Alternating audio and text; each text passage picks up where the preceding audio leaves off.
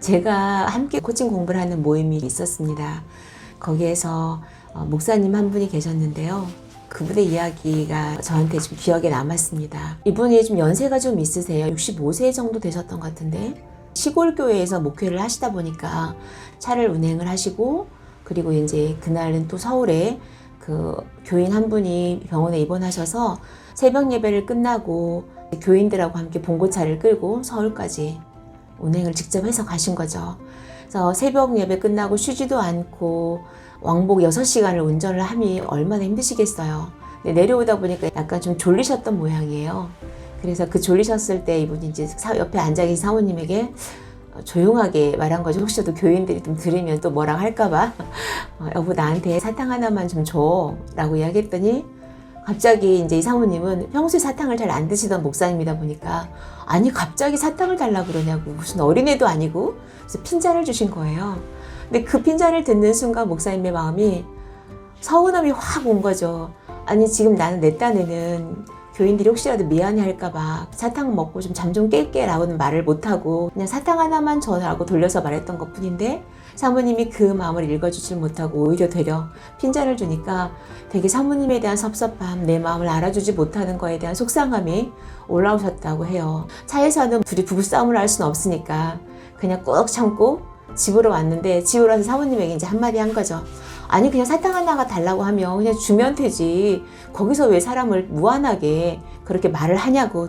아니 내가 뭘 어쨌다고 그래요 라고 되려 화를 내는 사모님을 보면서 더 이상 여기 있다가는 더 큰 싸움이 나겠다 싶어서 서재로 들어가셨다고 합니다.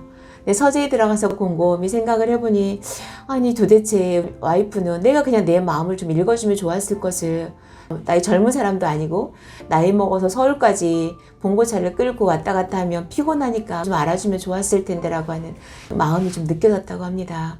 그래서 이분이 이제 그 이야기를 가지고 사모님에게 이제 간 거죠.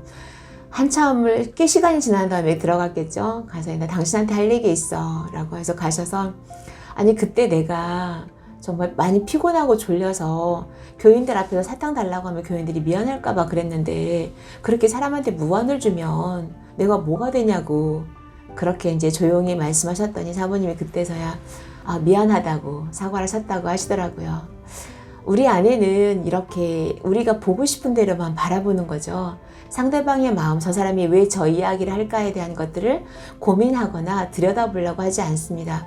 그냥 내 입장에서 내 기분 내키는 대로 말하는 데가 종종 있게 되죠. 물론 저도 살다 보면 그런 일이 있습니다. 나는 정말 속상해서 나 힘들어서 여보 나 힘들어 라고 말하는데, 남편은 자기 감정에 따라서 내 기분이 좋으면 뭐가 힘들어 라고 말을 하지만, 자기가 좀 피곤하거나 힘들면 들은 척도 안 하거나, 아니 뭐 그거짓게 뭐 힘들어, 나 피곤하니까 말하고 싶지 않아 라고 그냥 무시해버리는 그런 반응들을 종종 보게 되죠. 그럴 때 우리는 어떤 감정을 느끼게 되나요? 섭섭하기도 하고 서운하기도 하고 한편에서 밉기도 하고 그런 감정들 우리가 많이 느끼게 되잖아요. 그럴 때 우리가 어떻게 할 수 있을까? 왜 우리가 이런 일들이 있을까? 들여다보면 이 목사님 같은 경우도 어찌 보면 사모님에게 말했을 때 내 욕구를 좀 알아줘야 했을 것 같아요. 이제 내가 어찌 보면 목사로서의 어떤 위신도 있을 것이고, 교인들 앞에서 목사님이 졸리다라고 하면 미안할까봐 교인들을 배려하는 마음도 있었을 것 같고, 그 메슬로라고 한 학자가 있는데 욕구 위계설을 이야기했었거든요. 메슬로가 이야기했던 욕구 위계에서 5단계가 있어요. 생존의 욕구, 그다음에 안전의 욕구, 애정의 욕구, 소속의 욕구, 자아실현의 욕구, 이렇게 5단계를 이야기했는데, 어찌 보면 이 목사님이 가장 처음에 했던 그 욕구는 뭐였을까요? 안전의 욕구도 있었을 것 같고, 인정의 욕구, 애정의 욕구도 있었을 것도 같아요. 그리고 뭔가 내가 목사로서의 어떤 위신, 최신이라고 하는 교인들 앞에서 보여주고 싶었던 그런 어떤 소속의 욕구도 같이 있었을 것도 같은데, 우리는 누구나 다 그런 욕구에 기반해서 우리가 살아가고 있다는 거죠. 그런데 전문가인 저조차도 내가 지금 어떤 욕구인가를 알아차리는 건 쉽지 않지만, 우리가 그런 욕구들이 모두 누구에게나 다 있다라는 거죠. 그 욕구는 어떤 사람이 있고 어떤 사람이 없는 게 아니라 누구나 다 있기 때문에, 그 욕구 차원에서 상대방을 좀 이해하면 조금 대화하는 것이 조금 수월해질 수 있고, 그냥 우리가 대화할 때 왜 그래요? 당신 왜 그렇게 말을 해요? 라고 아니라 그렇구나, 지금 그런 마음이구나 라고 그냥 인정하는 것만으로도 더 큰 불통이 튀진 않을 겁니다. 작년에 제가 오라소마라고 하는 컬러 심리 코칭도 하고 있는데요. 오라소마를 만드셨던 비키 윌과 함께 하셨던 마이크 부스 님이 한국에 내한한 적이 있으세요. 그때 어떤 일이 있었냐면 함께 같이 공부하러 갔던 선생님들 중에 두 분이서 정말 관심 있어 하는 그 주제를 가지고 어떤 모 기관에 있는 선생님들한테 가서 적극적으로 막 자기 어필을 하는 거예요. 근데 그 어필을 하는 모습이 저 되게 불편한 거예요.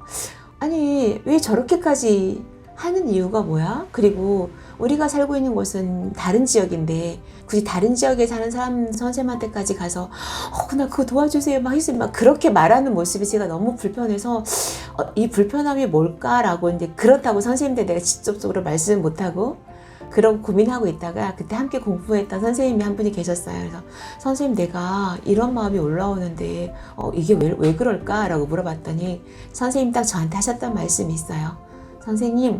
선생님만의 그 마음이 있으신 거죠? 라고 물어보셨어요. 그래서 네? 그랬더니 그 선생님 하시는 말씀, 선생님도 사실은 저 선생님들처럼 가서 적극적으로 어필하시는 건데 그걸 못하고 계시는 거잖아요.